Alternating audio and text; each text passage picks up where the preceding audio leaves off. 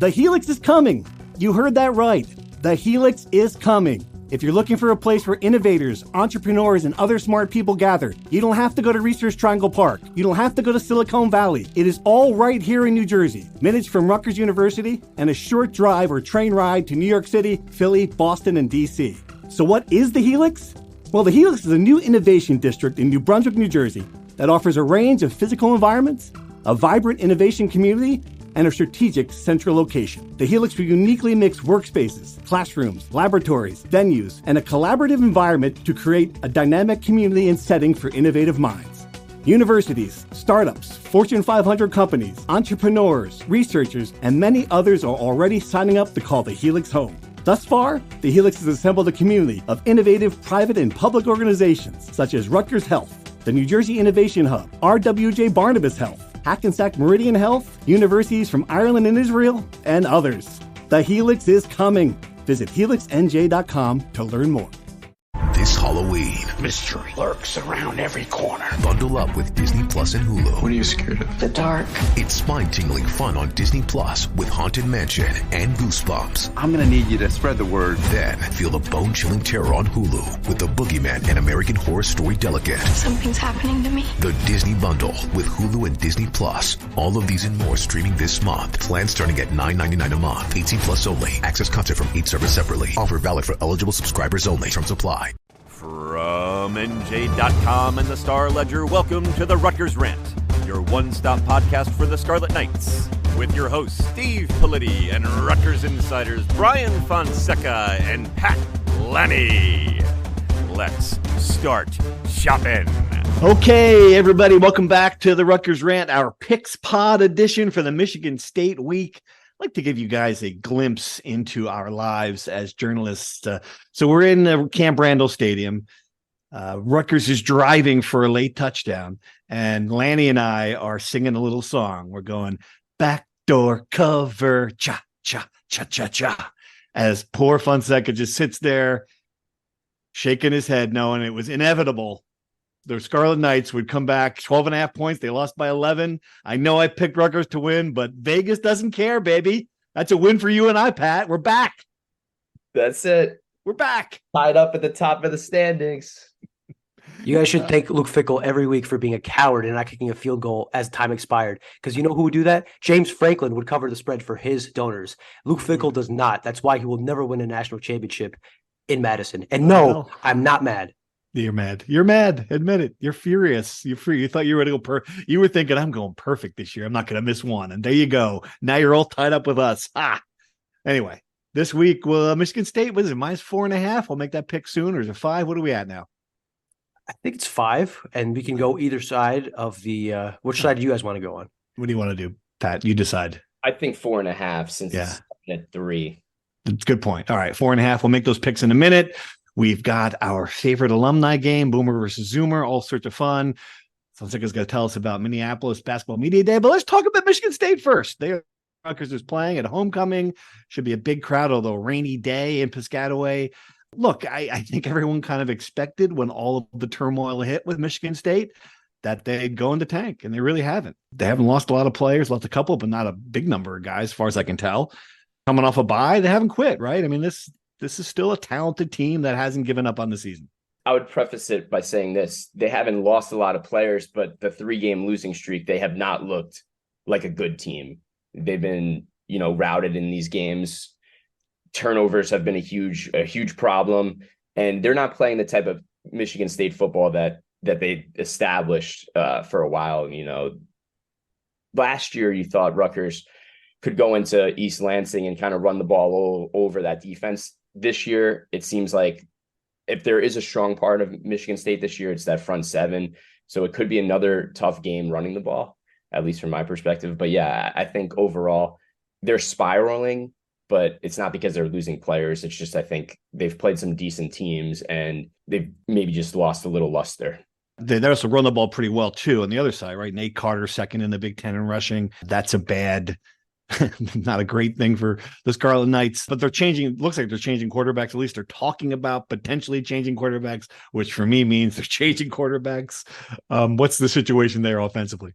I would call Michigan State, in a very broad sense, just Rutgers on steroids in the sense that they are solid defensively and they are god awful offensively. Just looking at the numbers, to Pat's point, turnovers, huge issue with Noah Kim, the starting quarterback, which is why they're changing quarterbacks, despite their interim coach's desperate attempts to say, we're not going to tell you who the quarterback is, which implies that they're, right. Like you said, like if you're not going to tell me that Noah Kim's starting, that means that he's not going to start. Pat, what do you got in the other guy? Do we know anything? Peyton Hauser. It's really interesting, actually. He played for one of the best high school teams in the country out of California, St. John Bosco. So he was a big-time recruit coming out of high school. He hasn't played much this season, but he was a 4-star recruit, pretty highly touted guy. So he's more of a pocket passer, and Kim can do a little bit more running and passing, but Hauser's more of a traditional pocket passer. Rutgers says they're preparing for both, and it won't matter who's the starter. Yeah, you would think, and this is always the Rutgers, the deal with Rutgers and new quarterbackers or backup quarterbacks. You think, well, that's a good thing. They're going to play a guy who has no experience. This should be good, and it's never good. I don't know why. We're going back many, many moons. It seems like every time a backup quarterback or someone gets into a game, I don't have to tell you the Louisville situation. I mean, many, many times over the course of history, it just seems that way. I don't know if that's true, but defensively, you would think the way Rutgers plays, they could get pressure on a young quarterback, force him into mistakes. This is obviously, you mentioned earlier, a team that's turning over the ball a lot. That would be the game plan, I guess, or the recipe to win this game easily. So what I would say on backup quarterbacks, because we talked about this earlier in the year, Rutgers obviously was able to overcome that with Virginia Tech, which had to play their backup quarterback, who's looked pretty decent in the games he played after Rutgers. I think there was like the lore of that comes in that 06 year, right? Didn't Pat White get hurt in the West Virginia game? And yep. that was Cincinnati. Didn't Cincinnati play the backup quarterback when they beat? Anyway, the point being that I'm not sure if Michigan State is even good enough for that curse to matter. Frankly, I think, they're going to pressure him a lot. They allow a decent amount of pressure on the quarterback. They turn the ball over a lot, which might be, I know I said this for the Wisconsin game, Rutgers needs their defense to start coming up with turnovers if their offense isn't going to be scoring points. And again, like Pat said, Michigan State has a decent defense, so it might be a hard day again for the Rutgers offense. And another sneaky, they haven't lost a lot of players to the portal. A very sneaky loss that might actually make a difference. Their starting long snapper is in the portal. That sounds pretty, small detail, but I could totally see a bad snap or some mishap leading to a blocked punt or what have you, or a kick go awry. Maybe not, but I could totally see if it's a tight game, that being the difference. Yep, and the Michigan State special teams have been bad from what I can tell as well. So, and Rutgers is waiting. Rutgers is still waiting for that big play. We talked about it on Monday. The special teams have not been the typical Gray Shannon special teams. Hey, maybe you're right. Maybe this is the week. 100%. They're looking for that blocked kick or blocked punt, something. Special teams has always been such a great cog of Shiano's repertoire, and just haven't seen it this year. So if there's a opponent to do it against, maybe it's Michigan State. You're right. Yeah. All right. So coaching wise, this should be, Rutgers should have the edge here in every way. I get it. Harlan Barnett. That sounds like a character in a spy novel. Anyway, Harlan Barnett is your interim coach in East Lansing. Not really a realistic candidate for that job, I don't think, in any way. But sometimes a team rallies around an interim coach. You see that happen in different scenarios. What do we know about him, and who do you think is going to get that job? That's even a better question. Yeah, that's very fascinating. I think the Michigan State faithful has gone through the stages of belief that Urban Meyer is coming to save the program. I think that hope is dead. Yes, yeah. I think Urban Meyer would be brain dead to leave his cushy TV job to get maybe the third or fourth best job he's ever had in his career. I don't know who's going to replace them. I get what you're saying, rally around the assistant coach. They're coming off a bye, so maybe he's had some time to implement some changes. I think the way they've played under him so far prove that all the rallying in the world isn't going to make a difference when they just haven't been good enough. I know Pat Narduzzi's the popular pick. He was there for a long time under Mark D'Antonio, and he's been at Pitt for a long time. Maybe he's looking for a change. He's obviously been trying to get into the Big Ten. I don't think Lance Leipold is a great name because I'm not sure he's the kind of guy that can – he's done well at Kansas. I don't know if he could do well at Michigan State. I don't know. Who do you guys think would be like the realistic home run hire?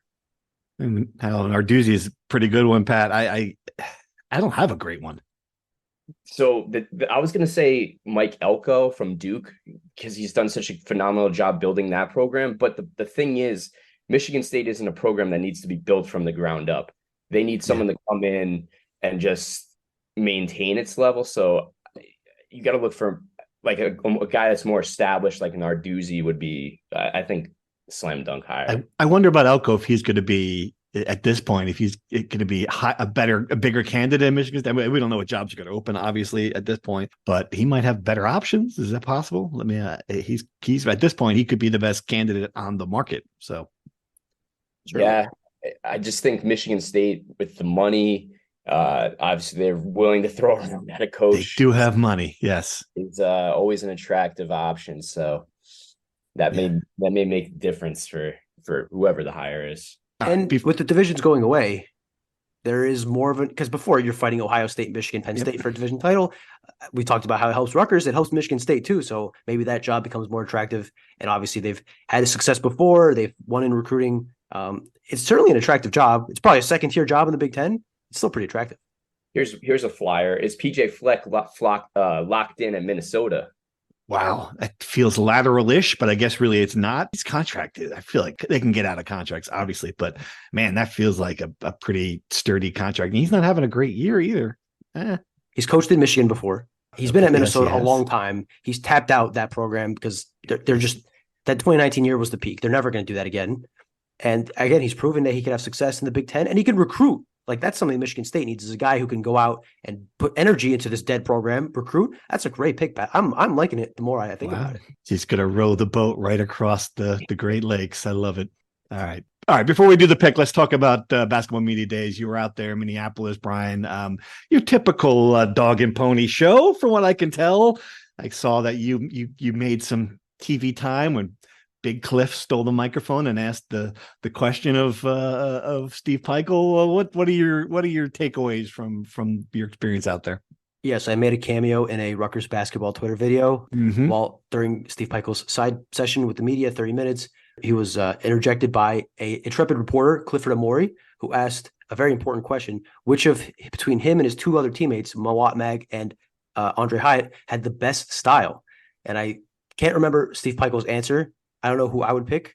I think he called it a tie, knowing Steve Peichel. It'd be great if you just slapped that microphone out of his hand. That's not your glass and just knocked it onto the floor. That would have been awesome. I think he's had his broken technology quota hit last year with his phone, which we still haven't asked him about. That was a big miss on my part. I had to ask Steve, where is your phone? Let me see it. But I'm sure that's locked somewhere in the Rutgers Athletics Museum next to his plaque that he'll get in a few years. Serious stuff. I thought it was lightly attended is something that a couple of people have said. I would agree. I haven't been to many of these, but it feels like, I don't know if it's the location in Minneapolis. I don't know if it's just the general lack of need for it because teams are doing local media days. It just didn't seem like there was a lot of people, a lot of interest. Big Ten Ted, though, was there, and he got an exclusive 5-minute interview with Commissioner Petiti. Pretty big deal. Steve Peichel was, Cliff Notes, high on Andre Hyatt, thinks he could have a breakthrough senior season. You typically don't see guys have breakthrough years in their senior season, but Andre Hyatt is finally at a point where he's not competing with the old guard, Caleb McConnell, Paul Mulcahy, all these guys for minutes and, a big role. So he's the guy now. He's the oldest guy in the room. He's the most proven guy in the room alongside Cliff Omori, obviously. So they believe he has a chance of having a big year. Steve Peichel, an interesting comment made a couple times is that they're shooting the lights out of the ball, something about being a good shooting team. That obviously has been an issue throughout his tenure. And if they could fix that, that's a big key in turning this run and gun offense into a good offense. I think that's the one element they need. And my biggest takeaway, personally, I got to go back to Matt's bar, have a Juicy Lucy. Always my favorite part of Minneapolis. I love it. And I had a good recommendation from Chris Corso, the SID of Rutgers basketball, to go to Manny's Steakhouse. Had a lovely steak Sunday night. So thank you for that one, Chris. Juicy Lucy, here's a hot take. Overrated. Pat, have you had one? Tiebreaker? I tend to agree with you, Steve. I was not all that impressed. Just put the cheese on top of the burger. I don't understand. I don't get it. Don't get it. Love Minneapolis, but that's just, sorry. It's my favorite road food. That you also saw the Mary Tyler Moore statue again. I saw this. Yes, that was great. The origins of his nightmare in Minneapolis. Beautiful. Wonder how this thing all started. The other thing I loved, the one comment, national Big Ten wide, was Tom Izzo saying we got to win one of these days. And that is a great, you could say the last 20 years of just waiting for a Big Ten team to win a national title. And I don't know that they're any closer. I get it, all the hype around Purdue, but it just seems like the same Purdue team. I don't, I get because Virginia lost in the first round, bounced back and won a national title. Maybe that'll be Purdue this year. I don't know. But for the most part, you look at is there another title contender in the Big Ten? Michigan State. Tom Izzo says that every year, by the way. He loves he loves it. I think Michigan State could break it. They're bring back a ton, almost all of their key players from last year. They add a top 10 center who's going to be the backup, which is insane, right? Like imagine bringing a top 10 player and asking him to play backup minutes. They'll be really good. Tom Izzo feels like he is inching closer and closer to retirement, and his opportunities he's talked a lot about wanting that second national title to solidify his legacy. The chances are running out. This feels like this might be his best chance yet. And look, I like Purdue a lot. I really think Purdue last year, the loss to FDU was obviously a fluke. It doesn't matter if it's a fluke or not. They lost. I get it. It was a fluke. I still think they were one of the 5 best teams in the country. Didn't seem like a fluke at the time. I'll put it that way, the way they played. Right. I think the weight of expectation that is killer. And once you're losing to FDU and you feel like, oh my God, it's happening again, I think that they couldn't hit a shot. They could have been there all night and they wouldn't hit a 3. I think this year their backcourt is more experienced. They have the best player in college basketball. I think Zach Edey is good enough to carry them to a national title. I would not be surprised if Purdue won the national title. All right, here locally, Night Fest. What do we got? That's tomorrow night. We know, and they should have called it Night, by the way. Wouldn't that be great? It's Night in Piscataway. Night. What do you got? I hear they had to change the rules because compliance took a look at this thing and said, whoa. I mean, that's not a big deal, I guess. Not a huge deal. The general skeleton of the night is still happening in that fans could go out to the barn, pay to entrance. Money is going to Rutgers basketball players. They'll still be able to interact with the players, get some autographs. Certain people that pay for a VIP package can get autographs, but they'll be able to see the players. There'll still be a captain's forum where Cliff Omori, Andre Hyatt, Mawat Mag, and Steve Pikiell will talk to the crowd. But the players themselves can't participate in the on-court festivities, the 3-point contests, or a 4-point contest, I think it said, stuff like that. Compliance apparently clamped down on it. The killers of all fun clamped down and said they can't. I don't know if it's too much of a risk. I don't know if they just can't do it full stop, but whether it's out of an abundance of caution, which is the word that Geo Baker used in the tweet, no 3-point contest from the Rutgers team. Apparently some alums are coming by to do it. I don't know who that exactly will be, but it still should be a pretty big night, and a night that they're bringing some of that really, really, really important recruiting visitors from the weekend to that event. And it should still be an interesting night for sure. I mean, I understand why compliance does this, but then you see Kansas getting off with a slap on the wrist after 7 years worth of investigations. You're like, guys, come on. I mean, are we really gonna? But that would be totally the NCAA would throw the book at Rutgers for an October 13th event while letting Kansas skate. I get it. That's still sometimes with stuff like that, you're like, really? Come on, guys. What was that quote from that coach that said Kentucky committed recruiting violations? Yeah. So we're going to give the death penalty to Cleveland State, I think. That's it. But I agree with you. At this point, they've proven that cheating is worth it 100%. So just cheat. Who cares? You take down the banner? People saw it. All right. We're going to make a pick. Let's do it. So who goes first? We're tied. I still think I'm last because I do have an L. I do have an L in the ups to straight up. So I'm gonna declare myself last place as tiebreakers go. So you guys decide who goes first. I'll take it this week, Brian, since you've been going first. No, I appreciate it. Very gracious of you, Pat. Nice. So let's start this off with a little trip back in time to last year, East Lansing. Everyone was so high on Sam Brown at the time. He just got injured. And what happened? Kyle Monungai had his best game of his career. And it was this breakout game for Kyle Monungai. He ran for Big Ten record yards for Rutgers in a game. I think it was up in the 130s. And Rutgers looked really good offensively. It was probably the one game in the back half of the season that the Rutgers offense really clicked. And that was probably because Michigan State had a bad defense. All right. Back in the present. Michigan State's defense is a little better, but I still like Rutgers' chances to move the ball really well, especially on the ground, get a bounce back performance.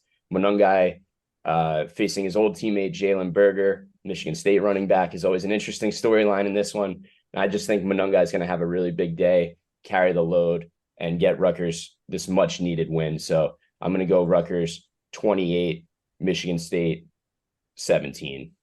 All right. So you're picking the cover as well. Got it. Okay. Like it. Brian? I think that coming off a bye, these guys have some pride. I think Michigan State will be in the game early. I think this is going to end up being another Virginia Tech, Northwestern kind of deal where Rutgers takes an early lead and slowly but surely sucks the life out of their opponent. I think there will be a big play of some sort, whether that's a pick six, whether that's a special teams play. I think Gavin Wimsatt will bounce back, not throw an interception, not necessarily have a big game, but I think back to the kind of play he had early in the season. I agree with Pat. I think one running back will have a big game. Maybe Aaron Young gets some more run. I'm not quite sure we're going to see the Sam Brown game just yet, but I think this will be a relatively comfortable win for Rutgers. I'll go Rutgers 24, Michigan State 13. Okay, same scores last week, only with Rutgers winning. Okay, good. All right, I'm a little worried about this game for Rutgers, and not gonna lie to you, I've been looking at the series. I know history doesn't matter for this year, but Michigan State has won 8 of the 9 games in this series, other than the game in East Lansing with 5 turnovers and Greg Schiano's first game back, which of course was the COVID, which was just everything was crazy. Yeah, I just think Michigan State's more talented. I worry about that. They haven't quite get it, that they haven't played well. They haven't quit. They're still playing hard. They were in the game against Iowa without the turnovers. That might have been a different result. I've been looking at this a million different ways, and I think Michigan State's going to win. And notice I make the pick. I pick against Rutgers when there's not a crowd of people who are going to boo me like you did last week, right? You guys got booed. I can do it here in the safety of my own. Even Otis, my dog, is sitting here. He's not going to boo me. So I can do it in the safety of my own house. I just think it's just going to be one of those moments where, it's going to be see how this team bounces back from this. But right now I'm just not feeling it. I think Michigan State's going to win a close one, like 27-24. You threw your Rutgers hat right in the garbage. Oh my God. Oh, that hat. That's a good photo of me too. I'm happy. The red looks, I'm surprised. Red looked pretty good on me. I don't have many red hats, and today's day and age, it's almost a little dangerous sometimes to wear a red hat. But I throw it away. I'm taking this party. I might use that photo now instead of Vin, or in conjunction with Vin. If I make a Vin pick for Rutgers, I'll quote tweet it with the photo of you going thumbs up with the Rutgers hat on. It's great. All right. So there you go. There's our picks. There will be a change in the standings one way or the other. Either I fall behind again or I'm in first place. Experience the Heldrich Hotel, a luxury hotel that's perfect for both the business and leisure traveler. Ideally located within minutes of Rutgers University, the Heldrich is convenient to all the action and activities at SHI Stadium, Jersey Mike's Arena, and the Rutgers University campus. The moment you walk through the doors of the Heldrich Hotel and Conference Center, you know you're someplace different. A place with an independent spirit and a boutique vibe. A place where you can immerse yourself in your meeting or event as easily as you can the local culture. Located in the heart of the city, the Heldrich lets you experience all that New Brunswick has to offer. Whether you're coming to New Brunswick for a fun weekend with friends, in town for a Scarlet Knights game, or attending a business meeting, book your accommodations today at theheldrich.com. All right. Alumni game. Let's do it. This was great. My favorite part, speaking of the live show, when we did the live show, I really thought we're going to do this, and there's going to be a room full of people pulling for Brian to get them right. Quite to the contrary, it seemed like there's a room full of people eager to see you fail. I loved it. They were just so anxious. They didn't give you any hints. They didn't give you any rope. They thought it was too easy. They got angry when you were wrong. It was great. It was wonderful to see people who just didn't care. It really humbled me, and honestly, it was funny at the end when you gave me the 2 hints on the final question, and and I got it right, and people were saying it was too easy and it shouldn't count. I love it. This is the way I cover teams, and I deserve to be covered the same way by the fan base. So I appreciate the banter. Yeah, the hint was something like Jim Lovell. He's an who not.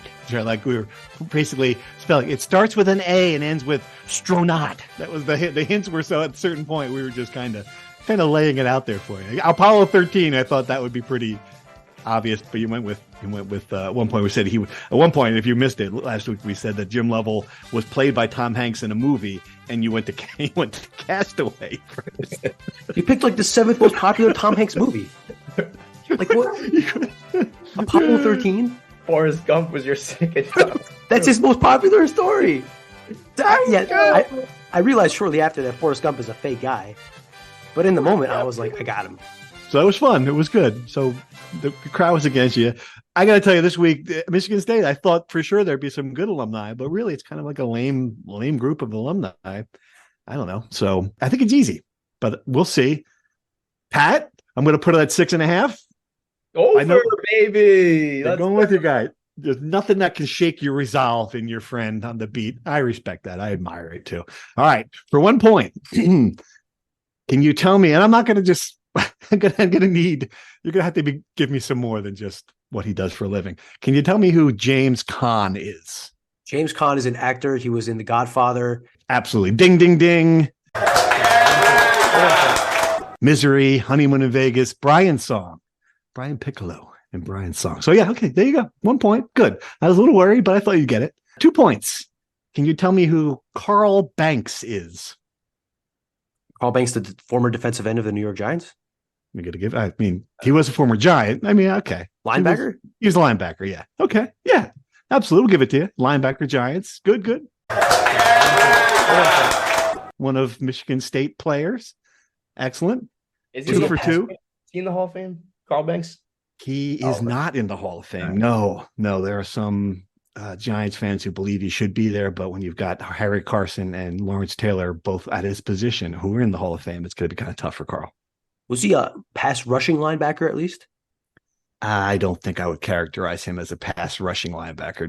No, he was more of a, just a solid all around 2-time Super Bowl champion, great player. Commentator for the team. He does a great job as commentator. He's excellent in that role. So doesn't pull punches at all. Nope.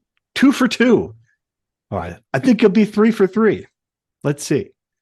Can you tell me who Chris Hansen is?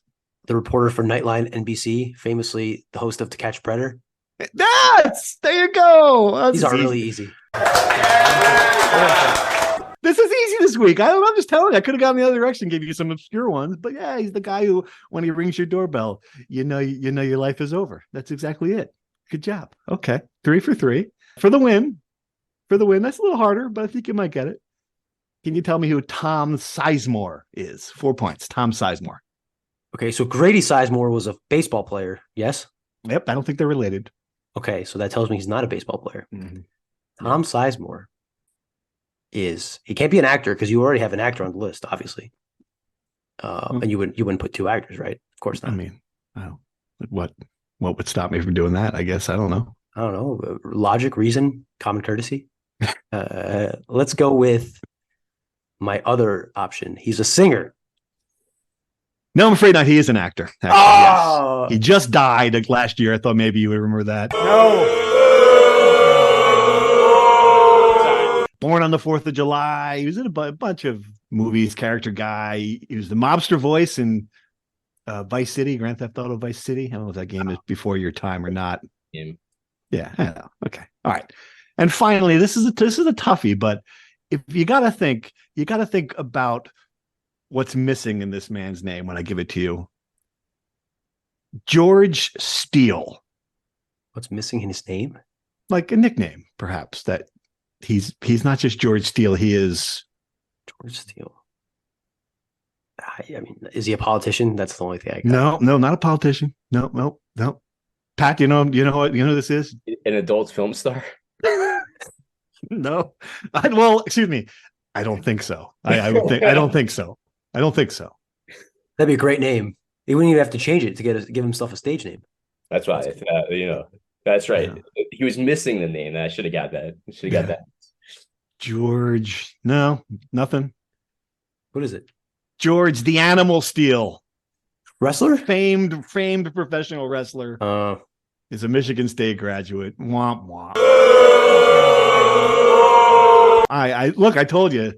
I thought I was giving you 5 relatively easy ones. So there were some obscure ones other than, obviously Magic Johnson and that's Michigan State coming up small at the alumni, not famous enough. Me too. There you go. All right. Well, good try. You were rolling. Hit a wall at the end, but I think it was a solid performance. I think you're setting the line a little bit too high these days. 6.5. You think the line was too high? Shouldn't be 5.5. All right. Man, as if, not easy enough already. Second week in a row. I'm now I think probably 500. Literally said, he said, you wouldn't give me 2 actors. And I said, well, would I not give you 2 actors? And he still went with singer. So you were smirking. I couldn't tell what kind of smirk it was. I couldn't tell if it was a you're proud of me for getting that right smirk or you're such an idiot. You should know the smirk. Obviously, it was fair. That's fair. That's fair. I'm just so proud you got James Caan. That could have been a really disastrous. And I wasn't gonna. If you said actor, I wasn't gonna. No, you're gonna have to tell me a role. I was gonna draw the line in the sand there, and you did. Godfather, very good. Okay. Well, you said Caan. I thought it was spelled C-O-N. I'm like, who the heck is this guy? And then I realized it was C-A-A-N. I was like, I know that guy. There we go. Excellent. All right, you got something for me here. Yes. Get me some Zoomer. Give me some trash. Did you see? By the way, you sent it to me that there people are copying this bit. Sidney Crosby. Yes. NHL Network. NHL Network. And with the number one word. They use the word Riz. They use the word Riz with the number 1 pick this year's draft. They were playing back and forth. It was funny. Yeah. Sidney Crosby did not, in my defense, did not get Riz, right? He did not get it. Yeah. So it's not, and he's only 36. Right. Export that NHL. We should sue them and make a life's worth of money. Yes, maybe they'll give us the Arizona Coyotes for as all right. You win the lawsuit. Here, take our shittiest team. All right, what do you got for me? Come on, I'll go first. Pat, is that cool with you? That's cool. All right, this one is fun. I don't know if you're gonna get it. Do you know what a simp is? A simp, be careful, Steve. Don't.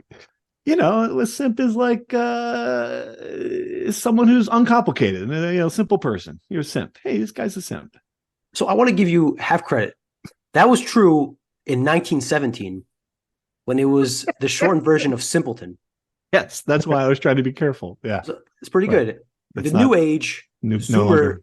No, it's not, because the Zoomer definition is. I'll read it from Wikipedia, so it's all PG. Oh, so we know it's true.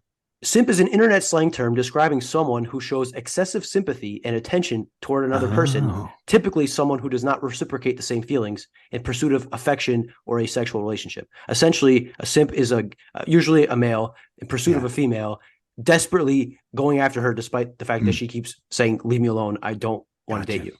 I've been a simp a few times in my life. Good to know. Okay. We all have. Not currently simp status, though. All right. I'm 0 for 1. I'm not taking the 1917 definition. This word combines 2 millennial activities. One, our Zoomer segment, and 1, social media. The word is Finsta. Finsta? Okay. It's like when you are really active on Instagram. Close. Like I'm a Finsta. I'm a fashion person on Instagram. No, it's a fake Instagram. Oh, it's a fake Instagram. I should have known that. You were so close. Yeah. So if you get catfished, you're a Finsta. By a Finsta. Oh, if you got catfished by a Finsta with Mad Riz, it would be understandable. But I'm still not going to be simp to it. Nice. Good stuff. Bam. A Finsta can also be like side private Instagram for your friends where you dump like more personal things that you don't want on your public Instagram. You were so close. You were so close. I was just I knew Insta. just couldn't get the F. Oh well. All right. I'm still not giving myself credit. I got to get better than that. No moral victories here. If I'm not giving you the win, I'm not taking the win either. All right. So we all lose. It happens. What else we got? We got field hockey again. Not quite rising to the level of Candace Lanning, although the people want her back, but not this week. Ohio State, they're number 9. They beat Iowa. I saw they're good, right? This is a big game. 100%. They're all big games, Steve. But seriously, for them, they're all big games because they keep winning. They have a chance of winning a Big Ten regular season title, which is really hard to do in the Big Ten. So. I think we said this Monday, if they win this game, they're really setting up a path for a monster collision in the last 2 weeks against Iowa and Northwestern. All right. What else? Anything? I'll get Candace to watch the Michigan game and give her notes so she's ready for her next appearance. Good stuff. Last thing, I just again, big recruiting weekend for basketball. Dylan Harper, Hayes Bailey, Lathan Somerville, Bryce Dortch, Trey McKinney. A lot of big names. Is this the weekend that they clinch it? Maybe. You'd like to think so, or like to hope so if you're Rutgers? Is there any chance that that's true? That he commits? That he commits. Yeah. I know we just had a story on our site was like Dylan Harper updates his Adam Zagoria. He didn't, I don't know who he was talking to, but Dylan Harper didn't interview for someone and was like, oh, he updates his recruiting. And it's like, no, kind of was the answer to what he's going to, but it certainly did not sound like, you know what, I'm doing it this weekend. It was Yahoo. The Yahoo did a video interview while at the USA basketball camp this week, I should say. And the quote is a bit misleading because it's the third time in the interview, in a 5-minute interview, he was asked, when are you going to decide? And the question was kind of like, is it going to be after Christmas? Is it going to be after the spring or after your high school season? And Dylan said, it could be after Christmas.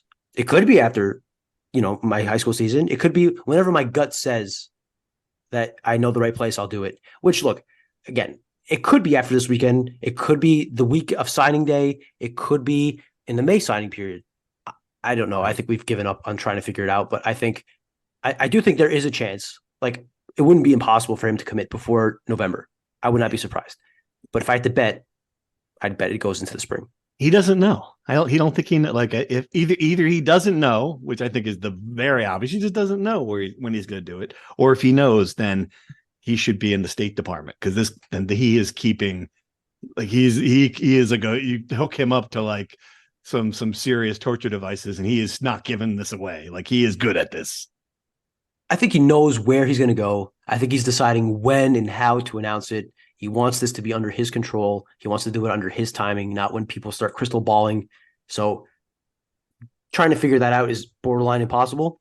But I do think he's having a lot of fun kind of messing with our heads and having ownership of his recruitment again. When you see Dylan Harper on Saturday, just shout at him, "You're making my life miserable." I'd be speaking for myself and for a lot of people, believe me. But it's his recruitment, right? It's not his fault that there are thousands and thousands of people dying every day to know what a 17-year-old kid wants to do. So there's not going to be any big show there in the barn. They're going to have like 10, 30 kids pull up their shirt to say Dylan Harper come to Rutgers or anything. I mean, do we know of anything? It's not impossible. The Riot Squad has been pretty creative. They had that nice banner for him, Harper University, in front of the student section before the Northwestern game. I wouldn't be surprised. The issue is I'm not sure if he'll be at Night Fest because he's traveling back from Las Vegas on Friday, and I don't know what the logistics are. I don't think he's at a point where he'd get a police escort from Newark Airport to Piscataway. It might be a little below that tier. But if he does, at worst, at the football game, I would be surprised if there wasn't something from the Riot Squad acknowledging his presence. I wouldn't be surprised if there was a "We Want Dylan" chant at some point in the game. I wouldn't be surprised if Pat Hobbs walked over, said hi to him, all that good stuff. You'll be monitoring every step he takes. It's great. You're pretty much a police song at this point. Every breath that kid takes, he'll be watching you. You know what that is? I'm familiar with the police. Yes, of course. Message in a Bottle is a great song. Right. There you go. All right. That's all we got. We'll be, thanks for listening. We'll be there to retell the whole thing. Michigan State Rutgers on Saturday. Brian will be there at Night Fest. Should be an interesting weekend in Piscataway. Looking forward to talking about it next week. Thanks. Thank you for listening to the Rutgers Rant. To participate in the conversation and receive live updates about the Scarlet Knights directly to your phone, sign up at NJ.com/insider.